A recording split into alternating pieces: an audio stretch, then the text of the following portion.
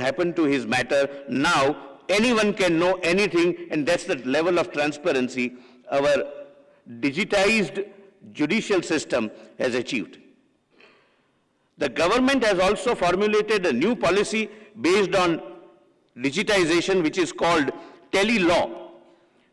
This tele-law virtually and literally brings the justice at the doorstep of the last man standing in the line by providing him with an opportunity and a platform to just dial one number, and he would get a free legal advice of eminent lawyers who have been persuaded to work pro bono.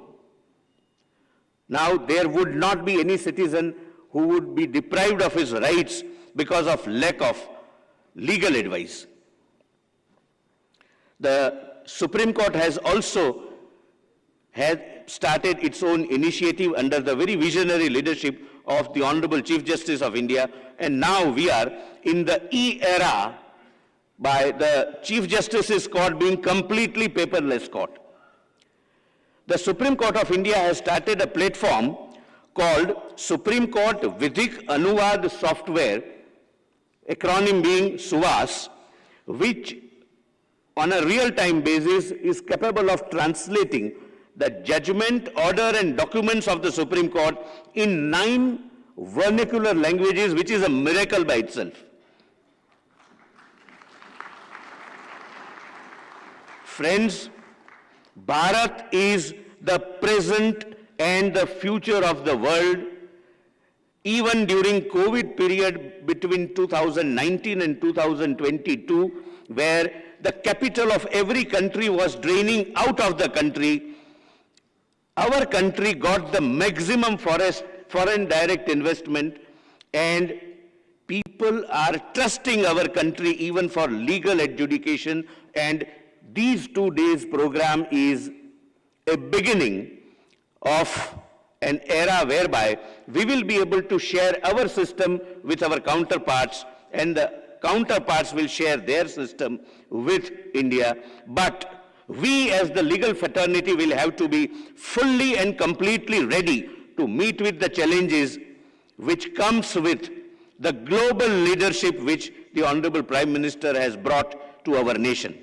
More and more litigation will come, more and more people, litigants would trust our administration of justice system, particularly mediation and arbitration, and we as the legal fraternity members will have to rise to that occasion, that our country continues to be the future of the world. Friends, I am thankful that the Bar Council has taken this initiative. I'm told this is just an initiative, and such programs and initiatives would continue, bringing us together and enlightening us in the field so as to ensure that we live up to the expectations which the world looks at us. I thank the Bar Council for having invited me.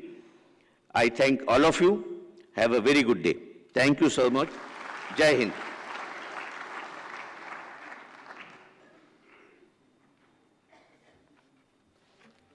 Thank you, Honorable Solicitor General of India. May I request the Honorable Attorney General for India, Shri R. Venkataramani, to kindly address the august gathering, please.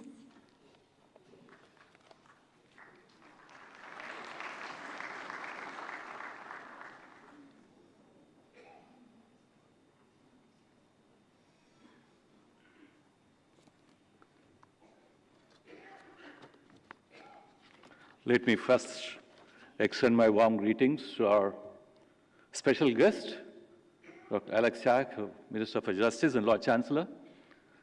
And we have 3 keen listeners here. Honorable Prime Minister, he always listens, and willing to listen, and the Chief Justice of India, as equally an avid listener, and my Honorable Minister for Law and Justice for gracing the occasion today.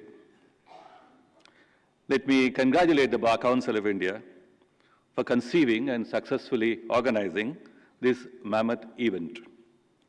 Every attempt made to gather members of the legal fraternity towards sharing of thoughts and views on enhancing justice is a valuable attempt. Every day and every motion in the landscape of justice concerns us deeply. Knowing contemporary issues, contemporary justice demands, and moving towards future justice needs will be the deliberations in the event. Science is a gift so valuable, wonderful. Its progeny, technology, is our second soul. Despite these gifts, we do keep exploring and plunging into newer avenues of being fair to each other in all our transactions. The galloping speed of movements and motions across the globe, the hitherto unthought of creation and exchanges of resources, human and natural, the yearnings for liberty and fulfillment by those in want and deprivation on the one hand, and the old world notions of divisions and hegemony with their unrelenting grips on human minds on the other hand, or in conflict. Colonization of places may have gone. Colonization of minds and resources continue to be a challenge. War and national muscle powers seem to take new avatars. Justice demands, both domestic and global, thus call for unceasing engagements. We are indeed pushed to debate about global law for global issues only because we are still a divided globe, though with the United Nations. No person ever steps into the same river twice, for it is not the same river and it is not the same person, said Heraclitus long ago. And the same is true of justice. We tend and yearn to make changes in our social orders and the ways of life. Every brick we pick up and every mortar we add in this pursuit brings new questions and new signposts. We need to incentivize new creations of intellectual property in order that all humanity derives its benefit on equal measure. For after all, if liberty and creativity die, what is left of our existence? The conference seeks to open up our earnest minds to emerging facets of our engagement with the new frontiers of intellectual property and of science and technology, and even the harmful creations of the mind which seem to defy regulations. The conference invites us to talk about what artificial intelligence and the legal landscape. We should not confine ourselves to what Richard Susskind writes about the artificial intelligence and its benefits or challenges in the world practice of law and justice administration, though that would be immediately important. It is proper that we begin to talk about several battles and concerns arising out of the thought machines that we call artificial intelligence. These battles include the battle for power in the new world. The conference asked us to discuss access to justice and alternate dispute resolution. Both are intertwined. We have long ago left behind the idea of legal aid as mere court assistance. We must designate aid in legal resolution as justice assistance, as a social empowerment, and as tools of social peace. As much as the state invests in this, so much it reaps by promotion of social justice and peace. Social media is borderless world of communications. It enables hugely and connects the world, but distorts, it disregards ethical or moral demands. It is an ever-hungry field and seeks partisan ends.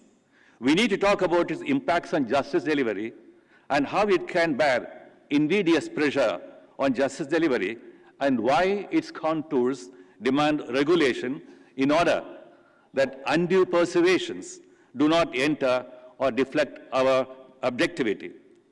In the midst of the slippery slopes of challenges and the uncharted seas of questions, we are called upon to shape the future of legal education by its fundamental transformation into justice education and building sustainable legal profession, which must satisfy gender equality, diversity, and elimination of monopoly with the creamy layers of the community as it obtains today. The conference is the beginning of a new and continuing dialogues. How can concerned minds be at rest in the midst of ever-arising questions of doing justice? I, on behalf of the Bar Council, welcome all of you once again for a fulfilling share of minds. Jai Hind.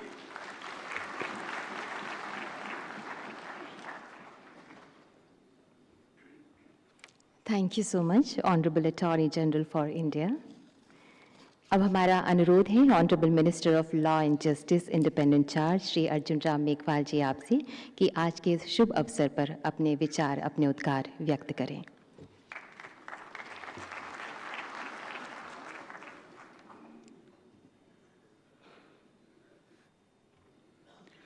Bar council of India द्वारा आयोजित international lawyers conference 2023 में उपस्थित विश्व के सर्वाधिक लोकप्रिय नेता, भारत को विकसित भारत बनाने में जी जान से जुटे भारत के यशस्वी प्रधानमंत्री आदरणीय नरेंद्र मोदी जी, सर्वोच्च न्यायालय के मुख्य न्यायाधीश न्यायमूर्ति doctor D.Y. Chandrachud ji, secretary of state for justice of UK Shri Alex Chalk ji, Bharat के attorney general Shri R. Venkataramani ji, Bharat के solicitor general Shri Tushar Mehta ji, bar council of India के अध्यक्ष श्री मनन मिश्रा जी,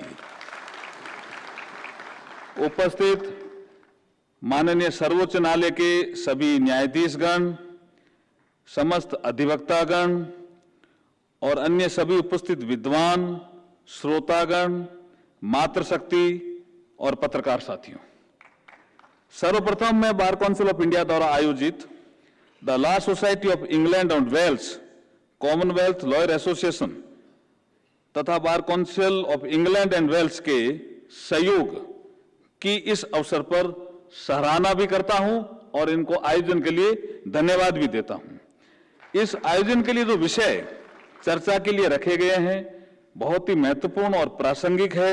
मेरा विश्वास है कि इस कॉन्फ्रेंस में चिंतन, मनन और मंथन की प्रक्रिया से जो सार निकलेगा वो न्याय व्यवस्था के लिए इस अमृत काल में अमृत जैसा सिद्ध होगा। कुछ महत्वपूर्ण विषयों का मैं यहां जिक्र करना चाहता हूं जो 2 दिन की चर्चा के लिए रखे गए हैं।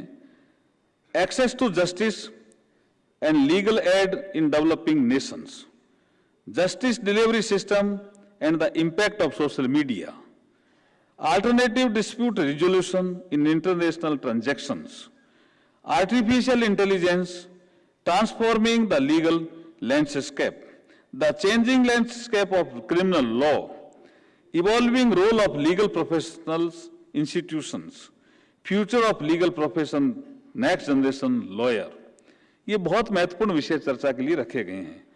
पिछले कुछ वर्षों में हम सभी ने आदरणीय प्रधानमंत्री मोदी जी के नेतृत्व में भारत सरकार द्वारा व्यापार, उद्योग, वाणिज्य, निवेश जैसे क्षेत्रों को उच्च प्राथमिकता दी है। विवादों के निपटारे के लिए अल्टरनेटिव डिस्प्यूट रिजोल्यूशन मैकेनिज्म की भूमिका को प्रभावी बनाया है। इसी श्रृंखला में माननीय प्रधानमंत्री जी के समक्ष नेतृत्व और मार्गदर्शन के तहत भारत सरकार ने contract enforcement and commercial dispute resolution को और मजबूत करने की दिशा में विभिन्न कदम और उपाय किए हैं ताकि ईज ऑफ डूइंग बिजनेस और व्यापार और निवेशकों का विश्वास बढ़ सके। मैं पिछले 9 वर्षों के दौरान प्रधानमंत्री मोदी जी के विजनरी नेतृत्व में भारत सरकार द्वारा की गई कुछ महत्वपूर्ण पहलों को बहुत सार में यहां रखना चाहता हूं।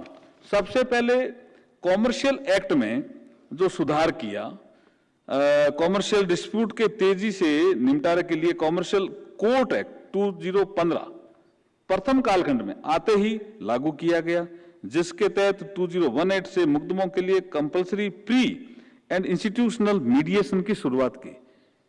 ये बहुत बड़ा इंटरवेंशन था कॉमर्शियल एक्ट में।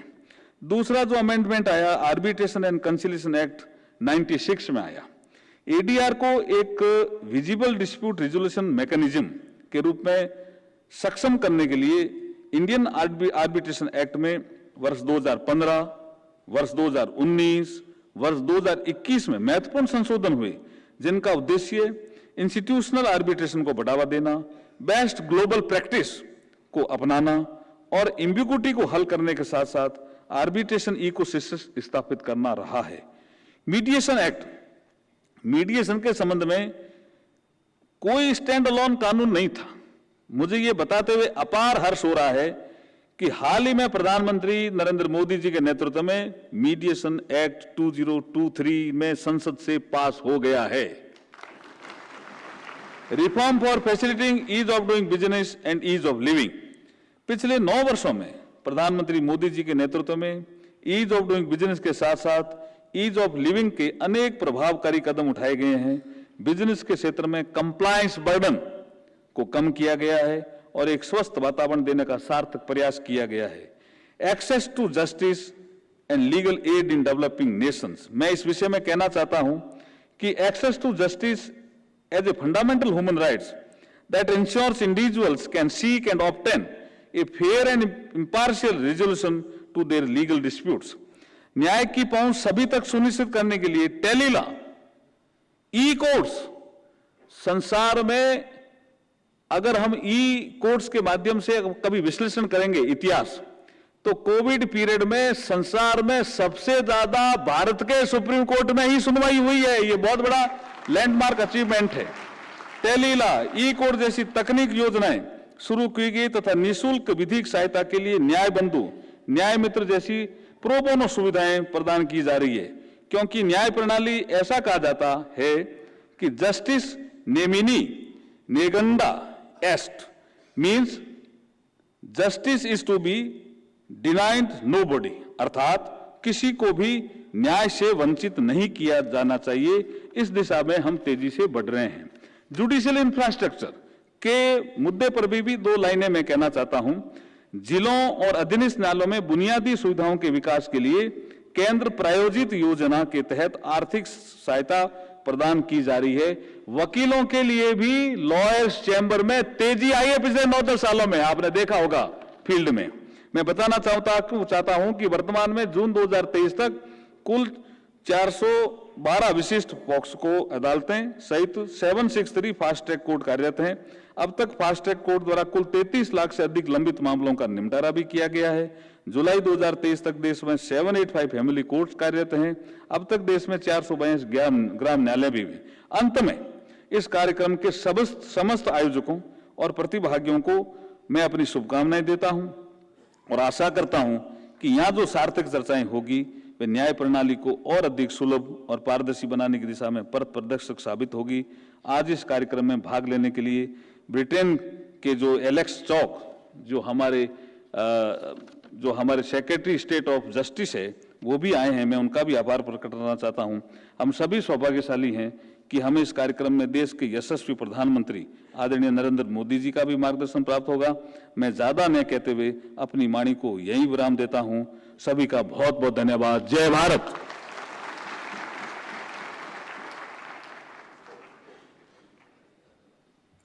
बहुत बहुत धन्यवाद माननीय विधि एवं न्याय मंत्री स्वतंत्र प्रभार श्री अर्जुन राम मेघवाल जी। May I now request Honorable Chief Justice of India Dr. D.Y. Chandrachud to kindly address us। अब भारत के माननीय मुख्य न्यायाधीश सभा को संबोधित करेंगे।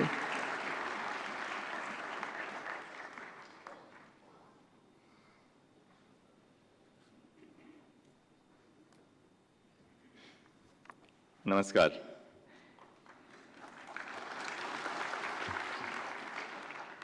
Honorable Prime Minister Shri Narendra Modi ji, Honorable Union Minister for Law and Justice Shri Arjun Ram Meghwal ji, Honorable Lord Chancellor and Secretary of State for Justice Mr. Alex Chalk, the Learned Attorney General Shri R. Venkatramani, Learned Solicitor General Shri Tushar Mehta, Chairman Bar Council of India Shri Manan Kumar Mishra, Vice Chairperson Bar Council of India Shri S. Prabhakaran, my distinguished colleagues of the Supreme Court, Chief Justices of the High Courts, Judges of the High Courts, all the other distinguished guests this morning. It is a privilege to address this august gathering. At the outset, I applaud the Bar Council of India, the Law Society of England and Wales, the Bar Council of England and Wales, and the Commonwealth Lawyers Association for collaborating in putting together a conference of immense promise and relevance. Each one of us, individually and collectively, have volumes, whether it's now terabytes or gigabytes or petabytes, to learn from different jurisdictions, perspectives, and most importantly, from each other. All we need is the humility to recognize this vast scope to learn and platforms for such an exchange. The aim of the conference to promote what has been eloquently phrased by the organizers as introspective discourse and constructive dialogue is indeed noble. Over the next 2 days, we will witness some of the best minds, including judges from across the globe, my own distinguished colleagues in the Supreme Court and in several high courts, global practitioners and legal scholars discuss the diverse challenges to justice delivery. As the inaugural speaker, however, I believe my task is different. Instead of addressing specific challenges to justice delivery, I seek to present an umbrella framework to address these challenges and find innovative solutions. It is utopian to think that there will be a day when we will find perfect solutions and no challenges to justice delivery. However, it is definitely not utopian to aspire to a world where nations, institutions, and most importantly, individuals are open to engage with and learn from one another without feeling threatened or belittled. It is in this engagement that I believe lies the framework to find mutual solutions. Firstly, engagement between nations, constitutions, and legal systems. What better example than our own beloved Constitution? From the drafting of our Constitution to the adjudication of constitutional questions, India has a rich tradition of engaging with foreign constitutions and precedents. It is often argued, and I tend to agree, that our openness to draw from foreign experiences is rooted in our perception of the Constitution as a transformative document. When a Constitution is perceived as transformative, it is more likely that foreign experiences will be drawn as inspiration of how such transformation is possible on several issues. In a number of my own judgments, and that applies to my colleagues in the Supreme Court, we survey the position of law adopted by international organizations and various national jurisdictions. I have found this to be a worthwhile exercise to not only contextualize answers to constitutional questions, such as public interest immunity claims for non-disclosure, but also commercial law questions like remuneration of arbitrators. India has a relatively infant law, as legal discourse goes, the Insolvency and Bankruptcy Code of 2016. And we have drawn extensively from jurisdictions such as the UK, the US, Australia, Singapore, only to name a few jurisdictions. Knowledge sharing is, of course, a two-way street, with decisions of the Indian Supreme Court being regularly cited and relied upon by foreign courts faced with thorny questions. At the administrative level, too, the Indian judiciary must remain receptive to collaborating with various nations. India has played a pivotal role by constructing the Supreme Court buildings in Mauritius and in Bhutan. Recently, I had the privilege of signing an MOU with the Chief Justice of the Supreme Court of Singapore in the field of judicial cooperation.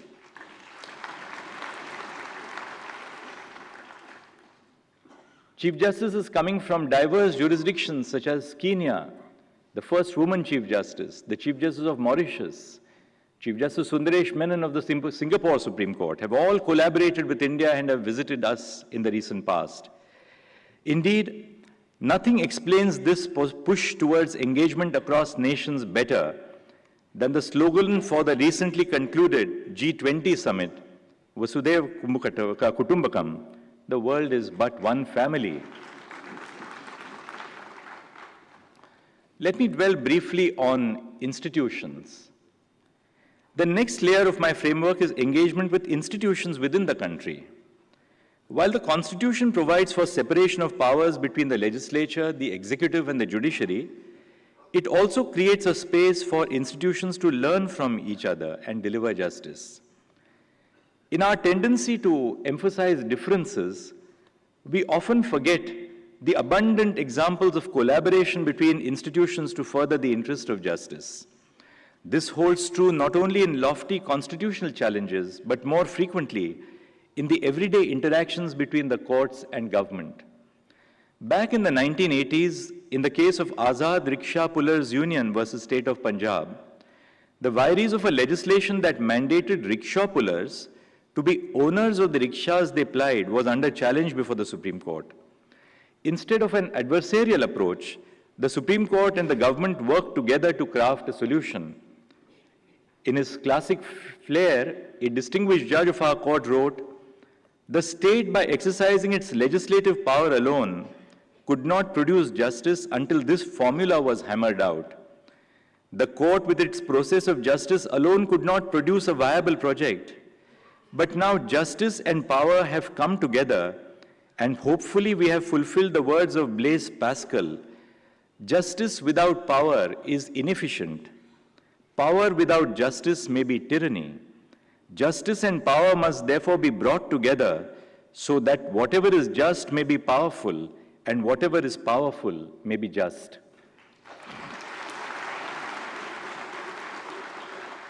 I am sure that the learned Solicitor General and the learned Attorney General present in the audience today will agree that this spirit of collaboration between the court and the government exists even today. I will give just one example. A constitution bench of the Supreme Court is presently hearing a challenge pertaining to whether a person holding a driving license to drive a light motor vehicle can drive a commercial vehicle under the Motor Vehicles Act. Instead of viewing the case as an adversarial challenge, the court and the government are collaborating to protect the livelihood of millions of drivers across the country. We may present disparate institutions, and our constitutional structure may place us at different ends of the table, but our ultimate aim is the same: for the nation to progress and prosper. Institutional collaboration is a precursor to solution finding not only while adjudicating judicial questions, but it also plays a significant role in increasing access to justice. The Supreme Court's E-Committee is not working in isolation, but with constant cooperation with other forms of governmental institutions. Just last week, a meeting of the Union Cabinet chaired by the Honorable Prime Minister approved Phase 3 of the E-Courts project with a financial outlay of over 7,000 crore rupees. Immediately after this function gets over, I'm meeting through to lunch with the entire team of the Department of Justice to now implement the project. The E-Courts program, being implemented collectively by the E-Committee, Supreme Court of India, and the Union Ministry of Law and Justice, is a perfect example of institutions collaborating to make justice more accessible, affordable, and transparent. The third aspect, or the third layer, is what we can do as individuals. The third and final layer of my framework is setting aside our differences and engaging as individuals in the service of the nation. When I think of this idea, it reminds me of the heartwarming friendship between one of my idols, Justice Ruth Bader Ginsburg of the US Supreme Court, and her contemporary justice, Justice Antonin Scalia. Many of you would recall the iconic image of these doyens seated on top of an elephant during their visit to Rajasthan in 1994. Despite their divergent judicial philosophies, they shared an enduring bond rooted in their love for opera, mutual respect for each other's intellect, and a commitment to justice. Just like Justice Ginsburg and Justice Scalia, there is often a variety of viewpoint and perspective between my colleagues and on the bench and me. But that is why we are a national court. However, when the day comes to a close, we come together and share moments of camaraderie. This idea of friendship beyond differences may seem light-hearted. However, it plays a pivotal role in fostering mutual respect for each other's perspectives and in acknowledging that there is always something to learn from each other. Only when we recognize the shared intention to deliver justice can we sit on the same table and find solutions. The drafting of the Constitution by the Constituent Assembly is also a classic example of engaging beyond partisan lines. Individuals from different regions of India, diverse backgrounds, and even conflicting ideologies came together to draft the Constitution in one voice. In his last speech before the Constituent Assembly, Dr. B.R. Ambedkar articulately said, "The task of the drafting committee would have been a very difficult one if this Constituent Assembly had been merely a motley crowd, a tessellated pavement without cement, a black stone here and a white stone there, is which each member or each group was a law unto itself." We find the same bipartisan effort, and this is something to which we as citizens of India must be proud, has gone into the passing of the Women's Reservation Bill recently in Parliament.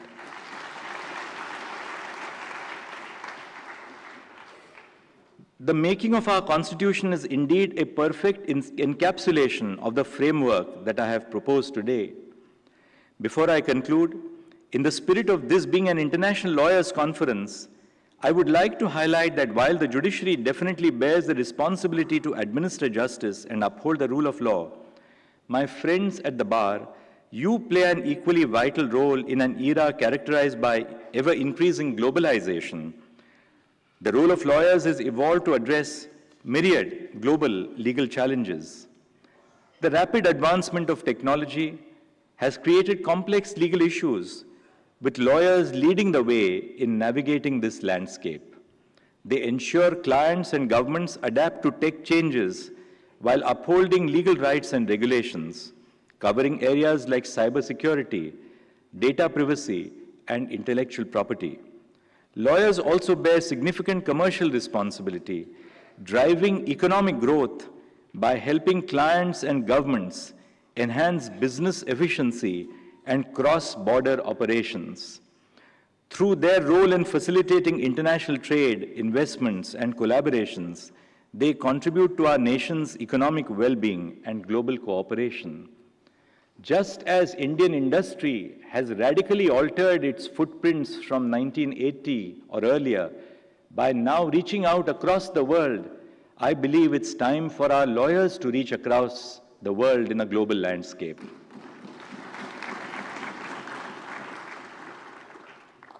The government is in the process of creating infrastructure. There is a global outreach by the government to the rest of the world.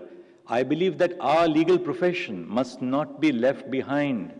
We cannot look upon ourselves as merely domestic practitioners. Our reach, our vision, our outlook must now become global. While none of us have a magic wand to wish away the challenges to justice delivery, I am certain that the sessions lined up over the next 2 days will inspire each of us to collaborate as nations, institutions, and individuals to find innovative solutions. With that, I come to the end of my address. I thank you for your attention. Namaskar.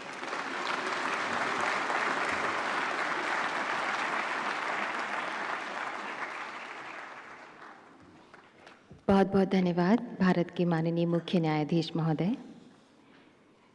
लोक हृदय में पूजित प्रतिष्ठित माननीय प्रधानमंत्री श्री नरेंद्र मोदी जी, जिनकी श्वासों में भारत का स्वाभिमान स्पंदित होता है, जिन्होंने भारत की संस्कृति विश्व एक परिवार है को इन 9 सालों में भारत के नाम के साथ ऐसा गढ़ा कि पूरे विश्व में इस सोच का अभिनंदन है, इस संस्कृति का वंदन है। May I request the Honorable Prime Minister of India, Shri Narendra Modi ji, to kindly address us.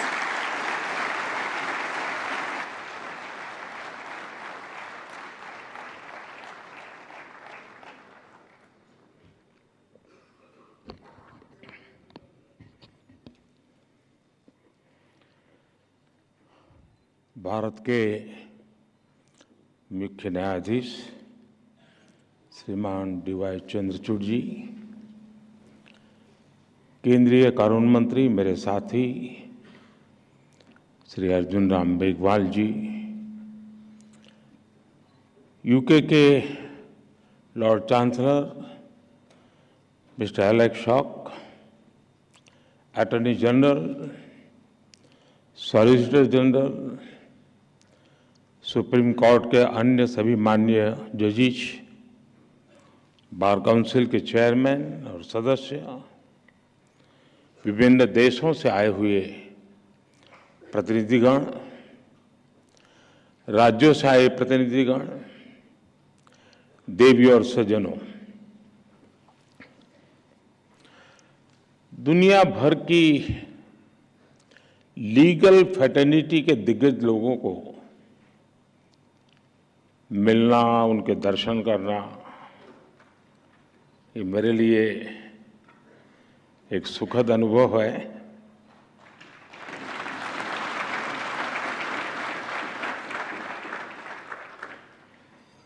Bharat के कोने कोने से यहाँ लोग आज उपस्थित हैं। इस कॉन्फ्रेंस के लिए लॉर्ड चांसलर ऑफ इंग्लैंड और बार एसोसिएशन ऑफ इंग्लैंड के डेलीगेट्स भी हमारे बीच हैं। इसमें कॉमनवेल्थ कंट्रीज और अफ्रीकन कंट्रीज के प्रतिनिधि भी हिस्सा ले रहे हैं। एक तरह से इंटरनेशनल लॉयर्स कॉन्फ्रेंस वसुधैव कुटुंबकम की भारत की भावना का प्रतीक बन गई है। इस कार्यक्रम में आए हुए सभी इंटरनेशनल गेस्ट का मैं भारत में हृदय से बहुत बहुत स्वागत करता हूं। मैं बार काउंसिल ऑफ इंडिया को भी विशेष रूप से बधाई देता हूं, जो बखूबी से इस आयोजन का दायित्व निभा रही है। साथियों, किसी भी देश के निर्माण में वहां की लीगल फ्रेटर्निटी की बहुत बड़ी भूमिका होती है। भारत में वर्षों से जुडिशरी और बार भारत की न्याय व्यवस्था के संरक्षक रहे हैं। हमारे जो विदेशी मेहमान यहां हैं, उन्हें मैं एक बात खास तौर पर बताना चाहता हूं। कुछ ही समय पहले भारत ने अपनी आजादी के 75 साल पूरे किए हैं और आजादी की इस लड़ाई में लीगल प्रोफेशनल्स की बहुत बड़ी भूमिका रही है।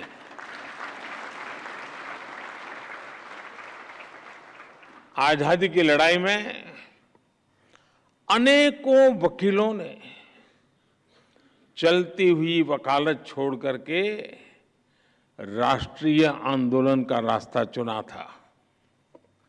हमारे पूज्य राष्ट्रपिता महात्मा गांधी, हमारे संविधान के मुख्य शिल्पी बाबा साहब आम्बेडकर, देश के पहले राष्ट्रपति डॉक्टर राजेंद्र प्रसाद, देश के पहले प्रधानमंत्री पंडित जवाहरलाल नेहरू, देश के पहले गृह मंत्री सरदार वल्लभ भाई पटेल, आजादी के समय देश को दिशा देने वाले लोकमान्य तिलक हो, वीर सावरकर हो, ऐसे अनेक महान व्यक्तित्व भी वकील ही थे।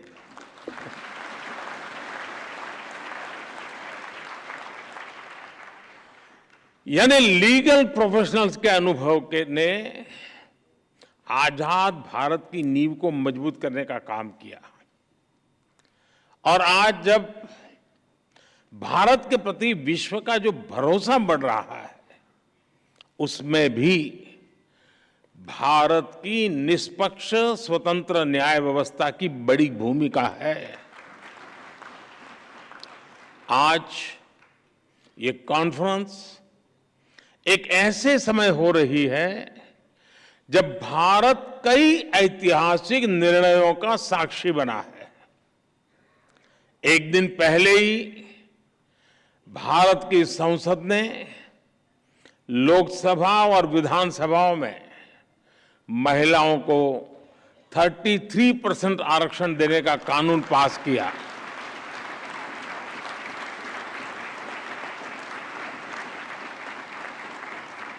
नारी शक्ति वंदन कानून भारत में विमेन लेड डेवलपमेंट की नई दिशा देगा, नई ऊर्जा देगा। कुछ ही दिनों पहले ही G20 के ऐतिहासिक आयोजन में दुनिया ने हमारी डेमोक्रेसी, हमारी डेमोग्राफी और हमारी डिप्लोमेसी की झलक भी देखी। एक महीने पहले आज के ही दिन भारत चंद्रमा के साउथ पोल के समीप पहुंचने वाला दुनिया का पहला देश बन गया था। ऐसी अनेक उपलब्धियों के आत्मविश्वास से भरा भारत आज पिछले 6 साल में करीब 7 लाख केसेस को लोक अदालतों में सुलझाया गया है। साथियों, जस्टिस डिलीवरी का एक और बड़ा पहलू है जिसकी चर्चा बहुत कम हो पाती है, वो है भाषा और कानून की सरलता। अब हम भारत सरकार में भी सोच रहे हैं वो वाला ड्राफ्ट होगा। और दूसरा, देश का सामान्य मानवी समझ सके ऐसी भाषा।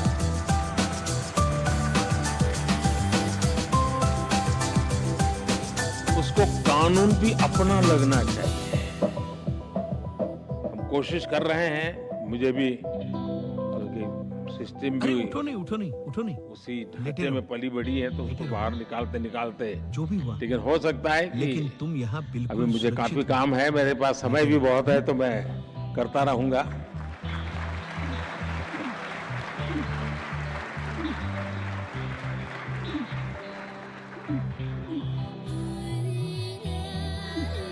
कानून किस भाषा में लिखे जा रहे हैं, अदालती कार्यवाही की भाषा में हो रही है, ये बात न्याय सुनिश्चित कराने में बहुत बड़ी भूमिका निभाती है।